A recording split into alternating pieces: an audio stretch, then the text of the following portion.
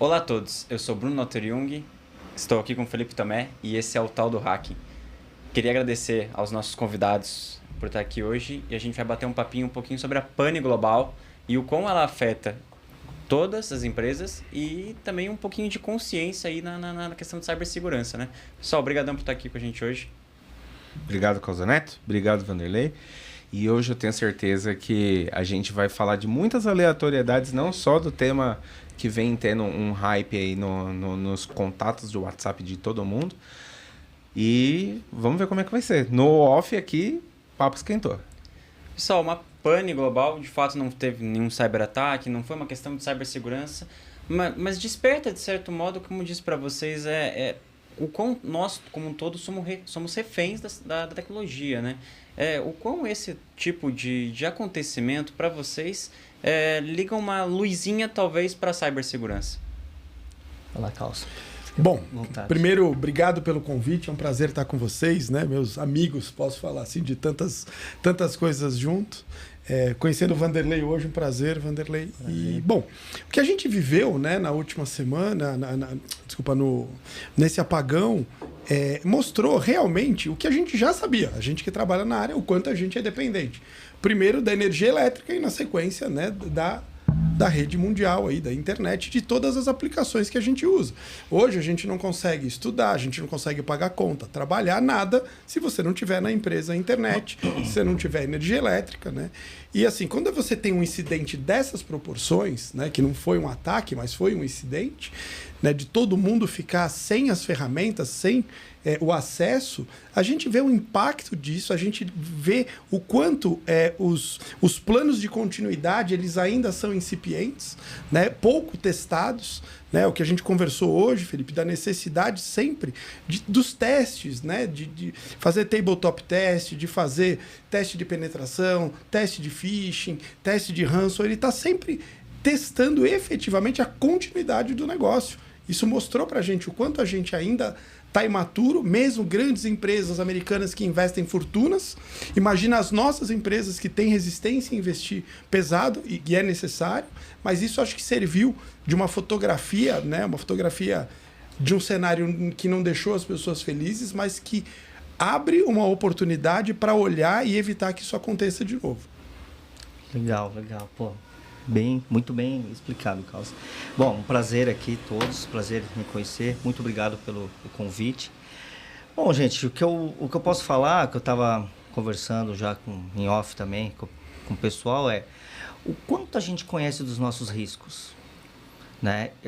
Esse daí é um risco extremo, conforme o Carlos está falando, como os nossos planos de continuidade, o quanto a gente está resiliente na empresa. Isso acendeu uma luz e os nossos clientes lá na empresa estão com uma busca, assim, a demanda está muito grande por conta disso, porque a gente está refém da tecnologia e a gente não sabe os riscos que isso pode ocorrer, que isso pode ter como risco para a gente estar parado e nessa pane, nesse apagão que a gente sofreu.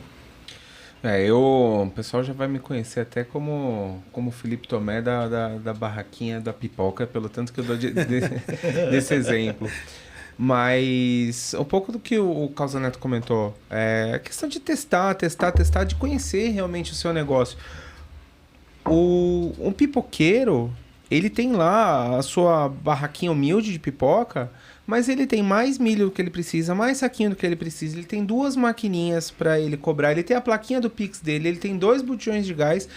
Ele tem talvez ali uma rodinha sobressalente para ele poder mexer o carrinho dele. Ele sabe onde que tem o mercadinho mais próximo, se ele precisa comprar óleo, alguma coisa assim. E se o pipoqueiro que tem ali o seu negócio pequeno, humilde, ele pensa em resiliência, ele testa as coisas, ele conhece o seu negócio, por que as empresas que têm alguns milhões ali não podem gastar um pouquinho para conhecer de fato as suas rotinas e onde estão atrelando, como a expressão um pouco mais antiga, onde está amarrando seu bode. Porque é uma complexidade absurda isso em trazer o negócio para coisas que você não conhece. A gente falou agora em um outro episódio a quantidade de gente que está amarrando a IA não só a questão, e sem análise técnica, mas está amarrando a IA aos seus processos. Daqui a pouco acontece um advento de alguma regulação que tira algum desses serviços do ar, de um dia para a noite, um monte de empresa. Então, é uma necessidade de rótulo, né? Eu preciso ter IA na minha empresa. Não importa nem fashion. se eu preciso, mas eu preciso.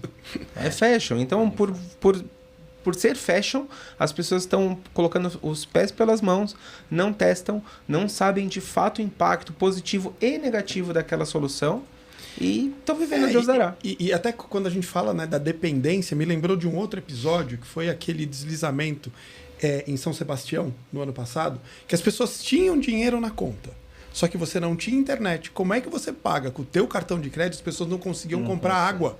Então você tem dinheiro na conta, só que você não consegue comprar água. Por quê? Porque não tem internet. Olha o quanto a gente é dependente. A gente pode morrer de fome tendo dinheiro na conta só por estar sem um acesso. Mas isso daí aponta também de um outro lado, o Causa Neto. O quanto de oportunidade que você tem para sanar esses problemas. Né? Eu posso contar aqui um episódio aqui, 11 de setembro, acho que muita gente deve lembrar, já deve ter contado, mas é bem interessante. Teve um banco, no primeiro ataque de 11 de setembro, o banco quis sair, um alemão, quis sair dos Estados Unidos. Falou, não, a gente não tem a certeza do risco que a gente está correndo ali. O que aconteceu? Eles falaram assim, vamos trabalhar em cima bastante dos nossos planos de continuidade, vamos testar, vamos ser mais resilientes em vários aspectos. Estudaram, ficaram 2 anos ali trabalhando em cima. E quando aconteceu de fato o episódio, o incidente de 11 de setembro, quando aconteceu de fato, ele foi o primeiro banco a se restabelecer. E olha só, ele tinha um mailing de todos os clientes que ele precisava ter ali naquele momento, que ele estava em busca de há muitos anos, que estava na sua concorrência. Então, olha a oportunidade que tem. E hoje, vendo isso, a gente também viu algumas oportunidades do apagão de sexta-feira, né? Para não falar o nome da empresa. A gente viu algumas empresas também tendo oportunidade. A própria Mac, a própria Apple, ela não parou, porque ela ela não foi afetada. Muita gente procurou nós e falou o seguinte, será que eu preciso mudar para Macintosh, né? Para Mac? Então, a gente, olhando esse mundo de resiliência, de continuidade, a gente também vê as oportunidades. Então, de fato, quando você conhece os seus processos críticos, quando você conhece as suas atividades mais relevantes, inclusive os seus fornecedores, é bom a gente colocar aqui. A gestão de terceiros é fundamental. É fundamental. Quando você conhece, você consegue tirar proveito disso daí. Aí você consegue fazer um desenho e tirar proveito. Foi uma falha cibernética, não teve nada a ver com ataque, mas eu queria entender daí justamente, cadê a maturidade? Onde está a maturidade da empresa brasileira para estar de fato preparada para isso, né? Então, por exemplo, tem um plano B. Falhou aqui, eu sou um pipoqueiro, a maquininha X não está funcionando, opa, peraí, a maquininha Y não está aqui. Como que vocês identificam essa maturidade nas empresas brasileiras? Vamos lá. Olha, quem me conhece sabe que eu sou apaixonado pelo meu país, né? Que eu sou patriota de verdade, sem nenhum viés político, né? Realmente amor ao meu país. Mas a nação brasileira, ela tem algumas características que são muito boas, mas que quando a gente fala de segurança, não. Que é criatividade e curiosidade. O brasileiro, ele é criativo e curioso. Então, quando a gente fala de segurança, isso poderia ser benefício, mas não é. Mas mais do que isso, o brasileiro tem uma questão de não ser proativo, de ser reativo.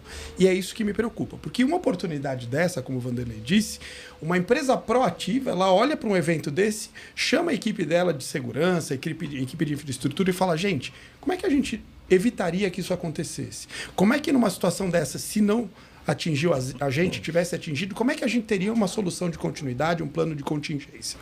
Então, assim, isso seria ser proativo. Mas, infelizmente, o que a gente vê na realidade, no cenário da empresa brasileira, da indústria, do comércio, é de reatividade, de querer resolver o problema só quando ele já está na mesa. E quando a gente fala de continuidade de negócio, se o problema está na mesa, você não vai mais conseguir resolver ele direito.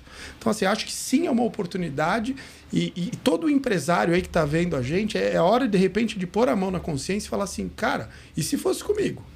Quanto custa uma hora parada? Quanto custa eu não atender um cliente? Quanto custa um voo que não sai? Quanto custa uma refeição que eu não entrego?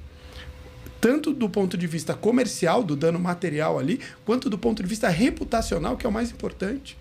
Né? Vocês falaram o nome de uma empresa aqui, vocês compraram a ação dessa empresa? Cara, foi uma empresa que mostrou uma falta de maturidade que assim todo mundo fica receoso de confiar naquela empresa. Né? E assim, infelizmente ou felizmente, a empresa ela sobrevive de confiança, de uma ligação do cliente olhar para ela, do consumidor olhar para ela e falar, olha, eu deposito as minhas fichas aqui, eu entrego os meus dados aqui, eu dou meu dinheiro aqui.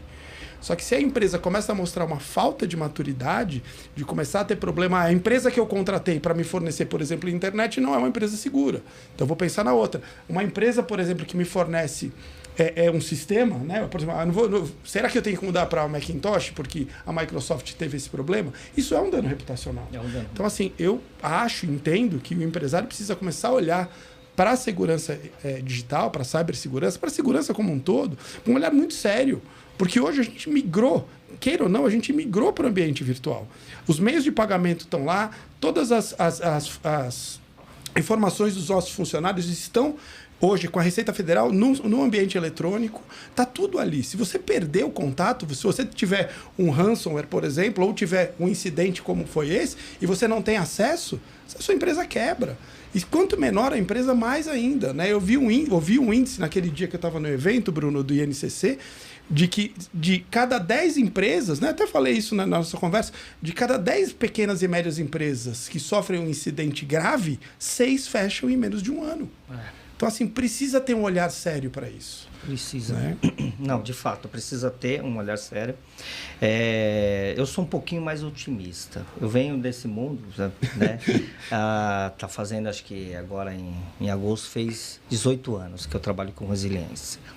Então, eu vejo como era antes. Né? Era muito difícil, era custo, sempre, ainda é. Mas o que está mudando, né? Além de esses eventos, eles sempre alavancam essas questões. Será que eu sou resiliente? Será que eu tenho a continuidade dos negócios? Esses eventos que acontecem, eventos inclusive do que aconteceu que eles estão chamando de segunda sangrenta essa semana, né, da Bolsa de Valores, muita gente sangrou ali, e, né, como é que eu fico com os planos disso daí? Como é que a minha gestão de crise lida com isso? Mas voltando aqui na sua pergunta, Bruno,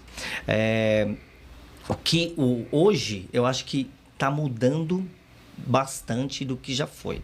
O problema é que a gente está ficando muito mais dependente de algumas coisas. Então, por exemplo, dependente da internet, do eletrônico. A gente está muito mais dependente. Mas existem algumas leis, algumas normas, inclusive o Banco Central ajuda bastante a gente, a SUSEP, Anvisa, enfim, ajuda bastante a gente, que eles exigem que a gente apresente, né, um plano de continuidade dos negócios. Inclusive, colocando até um gancho aqui, tem algumas normas que eles exigem que você tenha um plano de continuidade caso o seu fornecedor parar. Então, você tem um fornecedor crítico de internet. Se ele parar, como é que você continua? Mas colocando um tempero aqui, falando explicitamente sobre maturidade, esse aspecto, ele regulamentar, ele acaba drivando muitas empresas a terem isso. Então, ou você tem uma regulação direta que diz que você precisa ter um plano de continuidade assim, assim, assado. Você tem outros aspectos que você precisa passar por um assessment de maturidade, utilizar um framework que seja um NIST, ISO, etc. E ele vai demandar que você tenha aquilo lá. Mas quando você toma a decisão de investir numa ferramenta de backup, de replicação de dados, numa política, contratar equipe, ainda assim você foi reativo. Não foi uma demanda que você externou ali, falando assim, não, o meu negócio precisa. Tô nem aí se amanhã não existe mais regulatória. Amanhã não tem mais Bacen, mas o meu negócio precisa ser resiliente. O pipoqueiro, ele pensa assim, ninguém exige do pipoqueiro ter 2 maquininhas de cartão. Então, eu acho que essa maturidade de carregar essa missão que é louvável, mas a gente sabe que no dia a dia não funciona bem assim, é onde que realmente você mostra do imaturo pro maduro provocado para quem realmente tem uma maturidade alavancada ali e tem isso por natureza que independente de regulação vai levar a sério aquilo ou não, né? Aliás, só fazendo um paralelo, você falou em SUSEP. A SUSEP tem uma resolução sobre proteção de dados. Cara, que coisa mais linda que eu já li. Não é? Realmente, é perfeito. É perfeito. Olha, quem tiver dúvida de como implementar um processo de adequação, quem quiser entender LGPD, vai naquela resolução da SUSEP.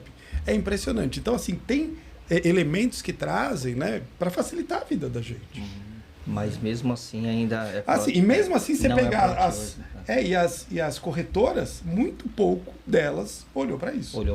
E tá lá, a própria SUSEP regulando. Você sabe uma indústria que eu vejo há muito tempo, bem lá nos primórdios, como eu estava contando, o varejo não tem nenhuma regulamentação e os caras se preocupam com isso. Por quê? Porque o cara sabe que a loja dele, quando eu falo varejo, os grandes, né? As lojas ali, quando se abre uma de um lado, a outra abre do outro lado. Então ele fala, se eu parar, o cara vai comprar ali. E tem muito lado da reputação. O varejo, eu acho que, olhando nesse aspecto, Felipe, eu acho que ele tem um pouquinho mais de maturidade. Aí você fala, pô, mas e os bancos? Os bancos têm as leis, as normas. Os bancos já vinham com FCPA, já que estava meio... FCPA estava meio azeitada a coisa, né? A Basileia ali, Basileia 2, já vinha ali. E você fala do pipoqueiro, você me fez lembrar uma história que eu vinha falando, assim, que não tem meio, você não consegue comprar mais nada sem o meio de pagamento eletrônico. E aí eu fui parar em Monte Sião, um cara vendendo água só no dinheiro, só para me contrariar. Esse não ia ter esse problema que a gente tem. Mas tem que... Agora, vocês têm dinheiro no bolso? Vocês saem com dinheiro no bolso? Muito raro. A gente tá muito refém. Muito refém. O Vanderlei tocou num ponto interessante, que foi o varejo. Mas será que o varejo não tem toda essa autoconsciência, de certo modo, por causa de histórico de ataque? Porque teve um caso que todo mundo conhece. 2 casos, né? Um que mostrou que dá para fazer direito e o outro que mostrou que se você não tiver pronto, você dança. Foram quantos dias fora do ar, um prejuízo incrível, incontável para a empresa. Será que não serviu de aprendizado, né? Para o mercado? Serve, Bruno. Isso daí serve. Foi o que eu tinha comentado. Esses episódios de ataque, mas eu tô falando isso há 10, 15 anos atrás. Não tinha ataque. Eu concordo com o Vanderlei. Eu conheço empresas de varejo que já 10, 15 anos atrás investiam pesado na continuidade de negócio, né? Na época, os links X25 já era obsoleto e muitos deles investiam um pouco mais para ter um link com baixa latência, com uma efetividade melhor para ponto de venda, para evitar que o concorrente efetivasse a venda em nome dele. Eu lembro, Felipe, o começo da operação do Magazine Luiza, posso falar isso porque não tem, mas assim, que eram pequenas portinhas com um terminal que o vendedor comprava online para você. Então, assim, se ele não tivesse o acesso, ele não vendia. Uma das coisas principais ali, fundamentais do negócio, era o link. Então, assim, acho que vem um pouco disso, desse olhar, né? Eu acho que a questão da imagem do varejo, eles olham mais abertos, mais profundo nisso. É diferente de outras indústrias, né?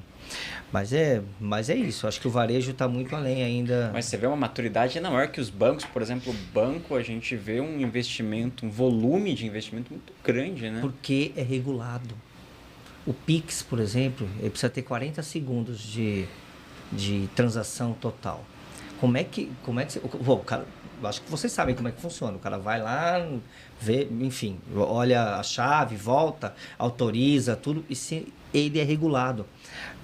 A regulação do Pix, não sei quanto, é muita página ali, por conta disso. Daí o que eles têm que fazer? Investir para poder entrar, né? E tá tendo outras outros meios que estão começando a ser regulado também. E ali vai aumentar essa maturidade. Eu acho que a maturidade, ela não é preventiva. Acho que você está corretíssimo. Ela tem que ser proativa. Agora, assim, o banco também tem uma questão que é uma questão jurídica, que é a responsabilidade objetiva. Hoje, quando você sofre uma fraude no ambiente bancário, ainda que ele não tenha culpa efetiva, se ele não foi zeloso a ponto de impedir aquilo, a tendência dele ser condenado no judiciário é grande. Então ele precisa ter um sistema realmente seguro. Eu vivi uma situação, eu estava lá em Cesário Lange, no evento da IBD e o CDO, eu tentei fazer uma transferência do Itaú para mim mesmo, no outro banco. E assim, era de conta para conta, começou a pedir reconhecimento facial, um monte de coisa que nem tem na minha conta. Mas por quê? Porque eu estava fora de perímetro. A inteligência da segurança entendeu que eu estava numa situação completamente atípica. Então, eles não quiseram negar, talvez por uma questão de segurança pessoal minha, mas começaram a criar dispositivos e ferramentas ali que não existem e que negou, supostamente bloqueou minha conta. Cheguei à noite em casa, fiz a transferência de primeira. Por quê? Porque eu estava no meu perímetro. Outro setor que você conhece bem que a resiliência ela é tratada muito a sério e não é tão regulamentada. Setor de mídia e esportes. Quando a gente fala de transação, por exemplo, você tentou fazer a transação na hora do almoço, não conseguiu, à noite você fez. A pessoa ela não pega um voo à tarde, ela vai pegar à noite ou ela vai pegar no outro dia. Existem outras oportunidades de se corrigir isso na jornada. Eventos, por exemplo, como shows, como partidas de futebol... Perdeu. Acabou. Imagina, por exemplo, um jogo de futebol acontecendo, os jogadores estão jogando e naquele exato momento caiu os links, não existe mais transmissão. O que acontece? Perdeu. Assim, perdeu. Milhões de patrocínio ali acabaram. Então, assim... e hoje, com o mercado das bets, você imagina o impacto disso? É absurdo. Você não saber como acabou o jogo efetivamente? Só quem está presente? É absurdo isso, né? Muito bom. Mas você acha que tem um nível bom de resiliência, de maturidade? É isso que eu Olha, não dá pra saber. Mas você não vê cair a transmissão. Exato. Acho que é esse ponto. Eu conheço um fornecedor de link dedicado aí que é muito bom. Eu não vou falar o nome aqui, é parceiro, né? Na verdade, mas é muito bom. Mas assim, eu fiz um trabalho lá no Rio de Janeiro, numa emissora no Rio de Janeiro, muito grande. E assim, eles... É engraçado que eles não investem em tecnologia, mas eles investem em engenharia. Eles criam as coisas e isso é modelo deles lá, né? Então, assim, é o que você comentou. O quanto de investimento que está sendo feito para que os processos críticos da empresa não sofram com interrupção. Acho que esse é o principal, que a gente ainda não consegue. Bancos investem, outras indústrias lá investem, agora tem OT que estão investindo bastante, mas o quanto isso é resiliente, né? Então, assim, mesmo tendo em nuvem, não significa que tem resiliência ali. E que você consegue acessar na hora que você precisar. Um outro evento que a gente teve que mostra essa questão da dependência é o que aconteceu no Rio Grande do Sul. Né? Eu estava conversando lá com o Diego do Grêmio, ele falou, cara, tinha 48 pessoas da minha equipe trabalhando de abrigo. Como é que eu vou ter um sistema efetivamente seguro com o cara trabalhando do abrigo? E assim, lá também, esse fornecedor de link dedicado foi quem conseguiu voltar ativa, bombeiro, polícia, governo, porque assim, caiu tudo. Não, sem contar que quando você fala de telecom, por exemplo, a fiação toda foi embora, a fiação que ficou, o pessoal do resgate teve que cortar para conseguir passar com o bot, então... Acabou a infraestrutura esse fornecedor específico de link, a sorte mesmo, é que ele estava com data center no lugar alto. E os outros não. Então ele conseguiu restabelecer, e não foi uma questão comercial, não. Ele foi para ajudar a estabelecer contato de novo, bombeiro, governo, polícia, para fazer. Sim. Né? E ali mostra o quanto a gente está dependente, o quanto a gente precisa pensar em plano de contingência, solução de continuidade de verdade, infraestrutura crítica principalmente. Infraestrutura crítica. Eu acho que a grande pergunta ali, o grande ponto que a gente não consegue criar esse desejo da alta gerência de todas essas empresas que a gente está falando aqui, quais são os meus riscos? Como que eu capturo isso? E isso é difícil. E isso é uma pergunta aqui que eu queria ver vocês falar aqui. Isso será que não é porque eu costumo fazer muita comparação do mundo digital cibernético para o real. Quando a gente olha em grandes investimentos para a sociedade, por exemplo, de quem é um zelador de condomínio ou quem é um prefeito, muitos optam por soluções megalomaníacas ou soluções que são pirotécnicas e tudo mais do que efetivas. Então, quando você olha para alguns gestores de tecnologia e segurança no mercado preferem ferramentas que fazem a pirotecnia dentro de casa muito mais do que talvez o desenvolvimento da cultura resiliente da empresa. Então, o que eu vejo, e até eu queria ouvir de vocês, é como que vocês veem, trazendo uma linguagem de baixo escalão da empresa, dos funcionários, de quem leva realmente o dia a dia ali, como que você vê que hoje é trabalhado a importância da resiliência para essa galera? Vocês veem muito mais a questão reativa ou que é fomentado assim, não, pessoal, vamos trabalhar meio a meio. Meio a gente apaga incêndio, meio a gente pensa no futuro como a gente se previne. Vocês veem isso? Como que vocês veem?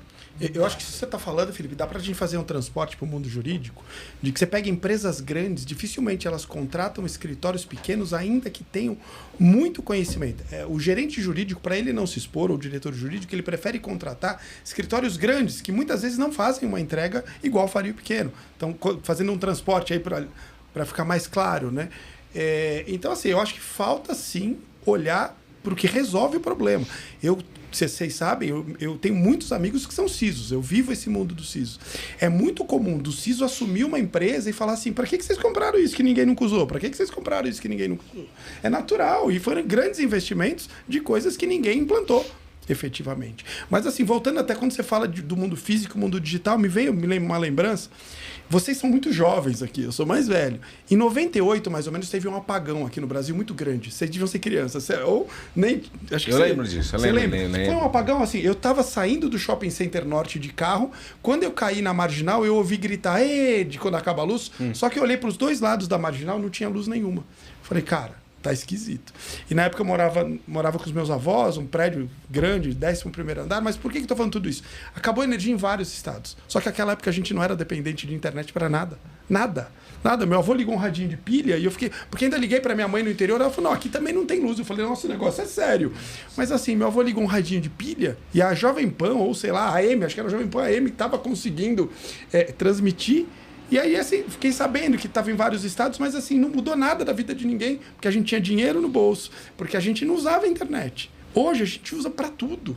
Então, quando você fala do mundo digital e do mundo físico, talvez a gente precise ter planos de continuidade físicos no mundo. Ter um dinheirinho em casa, ter, né, uma forma de trabalhar... Porque já vem acontecendo isso. Eu lembro um dia que acabou a luz no escritório, todo mundo largou, foi para a porta do escritório, só porque acabou a luz, vai arrumar uma gaveta, sei lá. Não precisa parar de trabalhar porque nós estamos sem luz, né? Eu acho que tem essa questão. Mas eu acho que a gente precisa ter esse olhar, porque é efetivo. É o que você está falando. Pirotecnia não vai resolver nada. Não adianta você contratar a empresa mais famosa, o escritório mais famoso, que provavelmente a entrega não está ali. Porque aquele cara, inclusive, ele já está num nível tão alto que ele não está mais se preocupando com a efetividade e a entrega lá embaixo. É a minha visão. Tocou num ponto muito legal, que é também essa parte para pessoa física, né? Porque, claro. Por que você não tem um dinheiro em casa? Você dá uma pane cibernética... Aí você pega, nós somos profissionais da área, a gente fala de continuidade de negócio. Eu perguntei, quem tem dinheiro no bolso? Ninguém tem, cara.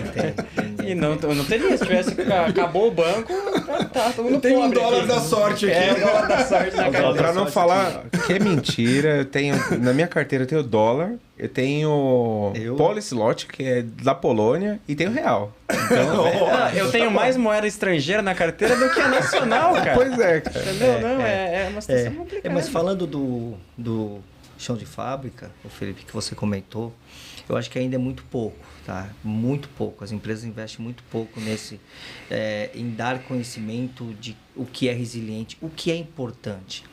Né? Talvez ali, o cara que está lá embaixo, ele sabe que aquela caldeira é importante para ele para ele e para a fábrica, enfim, se estourar a caldeira, o que acontece, ele tem toda essa noção. Mas lá para cima já não tem essa noção.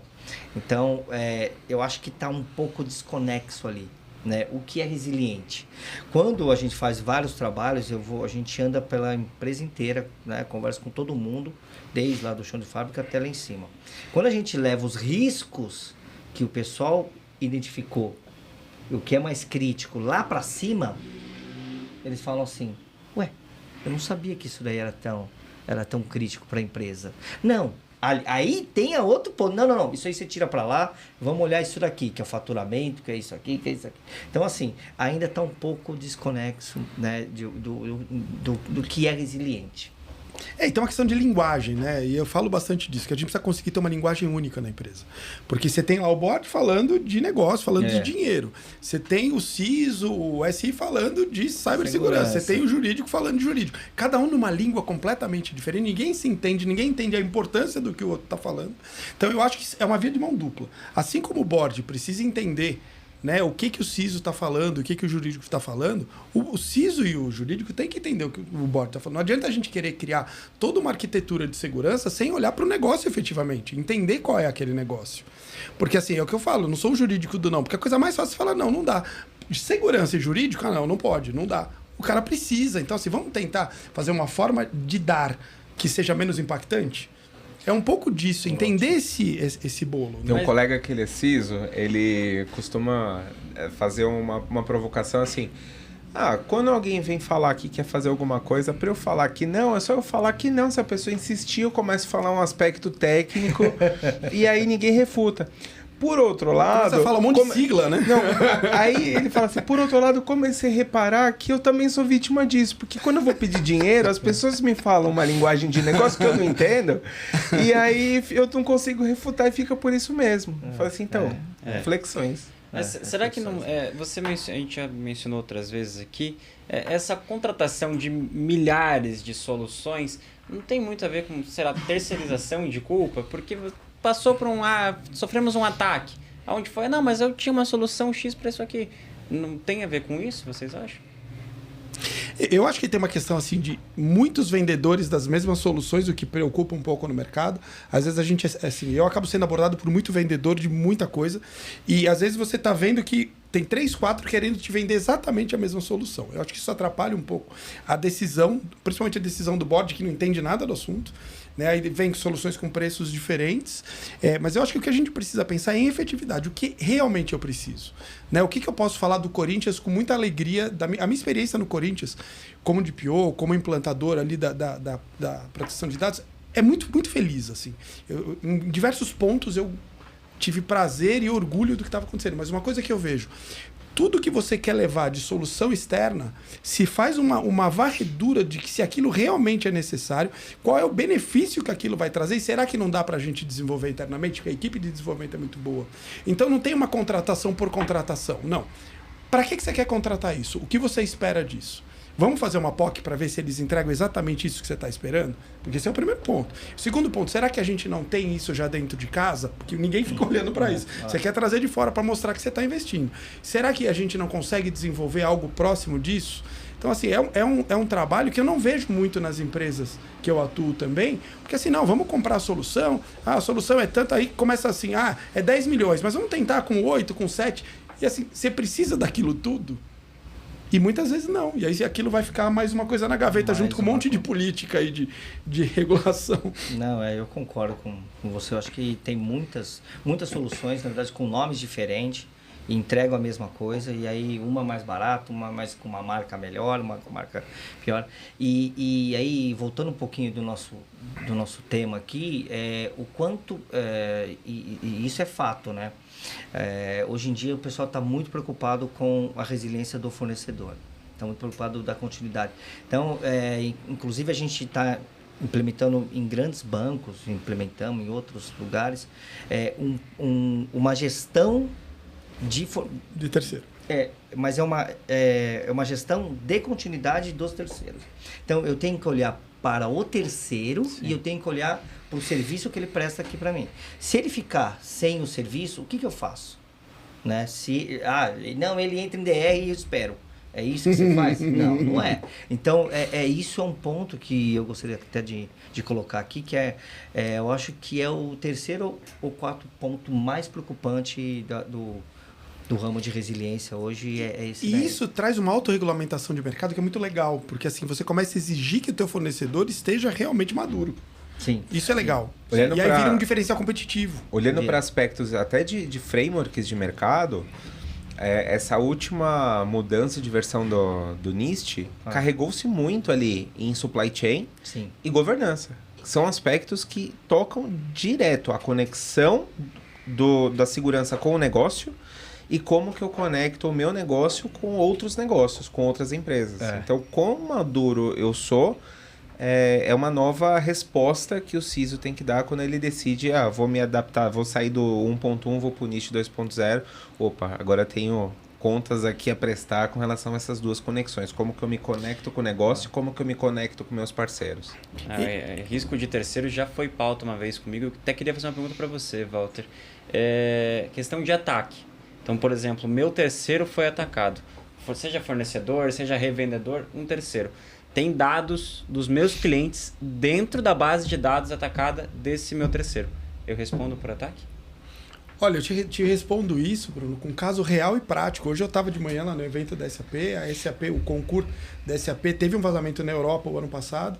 Eles atendem um cliente meu daqui e eu fiz reporte para a NPD dizendo, olha, os funcionários do Brasil estavam os dados deles lá com o SAP Concur, que teve o vazamento, e reportei. Então, eu entendo que você responde sim. O que a LGPD prevê é que qualquer aplicação, ainda que estiver fora do Brasil, mas que trate dados de brasileiro, ela está sujeita à lei. Então, ela tem esse viés, sim. É o conceito do controlador e operador de dados. Exatamente. Eu acho que você tem que eu fiz reporte bonitinho, foi arquivado, expliquei o que aconteceu, mostrei, né, tudo que... Mas chegaria ao ponto de tomar uma penalidade, por exemplo? Não tem por que não, a lei permite. Corresponsável. Inclusive, quando começou esse boom ali da LGPD lá em 18, 19, muito se gerou ali de adendos contratuais para que todos os terceiros tivessem ali o adendo para estar regulamentado com relação à LGPD, com responsabilidade, etc, etc. Isso foi aplicado. Bom, então, no papel, muita empresa ali se adequou. E na prática? Será que você está cobrando do seu parceiro que ele tenha realmente aquele controle? Porque lá na prática você falava, você precisa ter redundância, precisa ter controle contra ameaça, etc, etc, etc.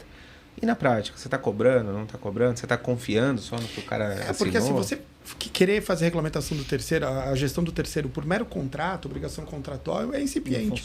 Porque o cara pode, na hora de ter uma dificuldade, ele pode quebrar, fechar, e você não vai ter como se reembolsar do despesa, do dano. Então, assim, só o contrato não é suficiente. Eu acho que esse trabalho que você está dizendo, Vanderlei, de você fazer a efetiva gestão, você ir visitar o terceiro, entender a maturidade dele, não acreditar naquele formulário que você me perguntou no 1º de abril, né? Qual que é a pior mentira? 100% seguro. É a resposta do formulário de maturidade, né? Você tem... XPTO, o cara nem sabe o que é sim, né? Calma. Você tem que fazer T2. Vistoria. Dentro desses trabalhos que a gente consegue implementar, você faz uma vistoria nos seus principais terceiros, você pede evidência, você vai lá ver, e você exige que eles fazem testes de continuidade. Aí você pede evidência, vem um material que você vai ver os metadados, ele foi gerado no dia anterior. Não, acontece. O pai fala, meu amigo, calma, né? Me ajuda aqui. Não, e agora com o chat LGBT, né? Então é pior ainda, as evidências já estão lá, né? Pronta. Mas isso é muito preocupante. Se você não faz esse tipo de gestão, porque você só olhar o contrato, é o que você falou. A gente até coloca lá quais são as cláusulas, essa. Mas dali, quando ele chega lá em compras, ele passa por várias aprovações. Agora, essas aprovações é o que você comentou.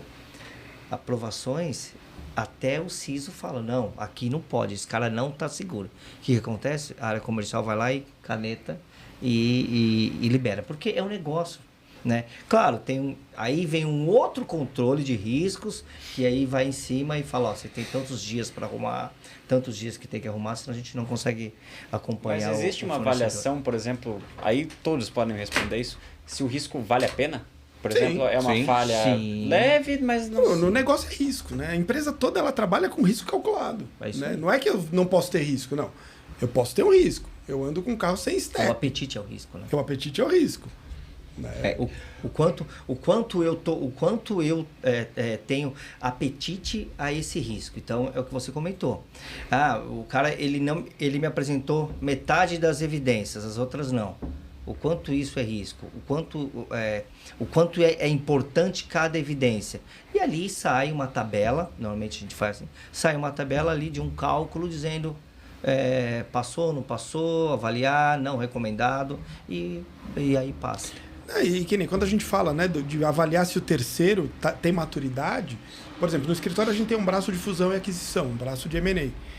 Assim, mas pela minha experiência, uma das coisas que eu olho é se existe maturidade cibernética. Porque eu vou colocar aquele cara dentro do meu perímetro. Eu vou trazer tudo aquilo para o meu pacote, inclusive os fornecedores dele. Então, assim, existe maturidade? Então, por que eu estou falando isso? Porque mais alguns anos, as outras pessoas começam a olhar para isso, e se você não tem maturidade, você não consegue nem vender a sua empresa. Você não consegue mais contratar, você não consegue mais vender, você está fora do mercado. É fundamental, assim, a gente chegou num ponto de inclusão cibernética, né, de inclusão, né, que assim, não tem mais como você fazer negócio fora disso. Você não vai ter escola, você não vai ter trabalho, você não vai ter nada fora do ambiente digital. Na prática, se você tenta proteger todo o seu ambiente do momento zero para agora, então imaginando que a segurança é aquela famosa cebola, né? Então eu vou investir em todas as camadas da cebola.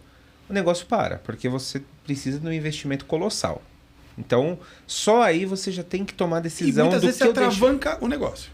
Mas supondo que eu decida ali investir tudo que eu tenho no bolso, mesmo assim alguém vai ficar com o cobertor curto. Então, só aí é a decisão de quem eu vou deixar com o cobertor curto. O problema não é você tomar a decisão de tomar risco, de você falar assim, não, a minha empresa, CNPJ X, ela é aderente a um apetite ao risco agressivo. Não tem nenhum problema disso. Tem gente que gosta de investir em empresa que tem apetite ao risco agressivo e tem gente que gosta de investir em conservador e tá tudo bem. O problema é você operar por osmose sem saber de fato qual é o seu apetite ao risco. Eu vou fazendo assim, vou fazendo do jeito que dá, vou tocando aqui, do que eu acho, né, no vento. Então, esse é a grande complexidade. Você realmente tomar a decisão baseada no risco que você tem ciência. Sim. Se declara. Como CISO, tem a missão dura de chamar o seu board, chamar o seu CEO e falar, eu preciso sair da sala aqui. Eu preciso sair daqui com a sua palavra de qual apetite ao risco que a empresa opera. Me fala. O que você colocar, eu compro a briga igual. Tamo junto. Mas tá no plano já. Mas me fala. E isso traz um conceito, Felipe, que eu ouvi com a Cris Dias a primeira vez, né? Sou fã dela. E que é a gestão da consequência. Porque uma coisa é a gestão do risco, agora a gestão da consequência. Tá, eu vou comprar esse risco. Como é que eu vou gerir a consequência desse risco? E você tem que estar pensando nisso também. Então, assim, são muitos fatores de maturidade efetiva e a gente não pode esquecer que a gente está falando tudo isso com uma fotografia do que existia até a gente passar por aquela porta. Os caras podem ter criado aí um malware enquanto a gente entrou aqui que muda todo o cenário. E os caras estão investindo pesado nisso. E cibersegurança é aquela coisa que cada dia é nova, né? Golpista inova mais que todo mundo. E é assunto que tem tempo ainda. Os caras ganham no êxito. Os caras têm muito dinheiro, muito talento, muita tecnologia e ganham no êxito. Não, com certeza a gente volta a falar disso aí. Eu queria agradecer todo mundo, Causa, Vanderlei, Felipe, por um bate-papo incrível que a gente teve aqui. E espero revê-los em novas entrevistas da Tô sempre à disposição. Obrigado vocês. Muito obrigado, prazer te conhecer, Vanderlei. Obrigado, pessoal. Obrigado, Falei que ia ser incrível, Felipe. Como sempre, um grande prazer. Obrigado, TI Insight, pela produção. Obrigado, Bruno. Nos vemos na próxima.